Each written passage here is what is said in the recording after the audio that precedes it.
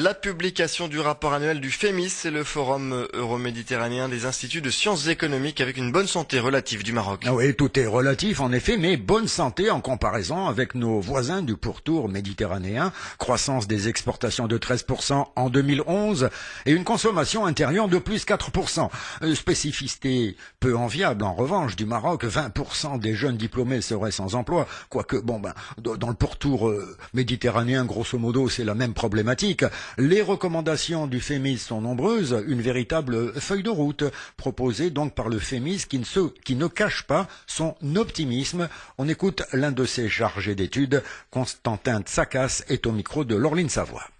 On recommande plus d'investissement en capital humain, plus d'investissement pour la jeunesse, éventuellement rendre la réglementation du travail moins rigide. Le Maroc a une réglementation assez rigide concernant les embauches, notamment des jeunes. Donc il faut aussi créer plus d'emplois dans le secteur privé. Il faut en général un modèle de croissance qui soit plus pro-pauvre, si vous voulez, ce qu'on appelle la pro-poor growth, qui permet donc une meilleure distribution des fruits de la croissance. On peut noter aussi le besoin de diversification commerciale. Le Maroc a besoin de diversifier ses partenaires commerciaux. On notera que l'Union européenne représente à peu près 75% des exportations marocaines, ce qui est quand même énorme.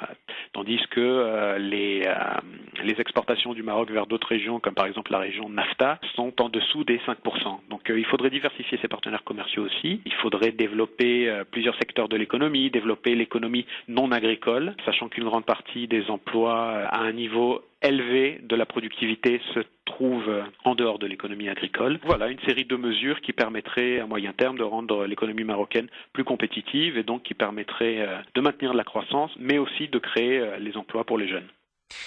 L'office d'échange. Ce qui est négatif dans le cas du Maroc, c'est qu'il va y avoir aussi une montée des importations d'à peu près 20%, ce qui est dû en grande partie au fait qu'il y a eu une grande augmentation des prix des biens alimentaires, qui ont donc artificiellement élevé le prix des importations. Les croissances pour le tourisme sont plutôt positives pour le Maroc, ce qui est très important dans un contexte d'instabilité dans la région, d'avoir une augmentation du tourisme estimée à peu près 8%.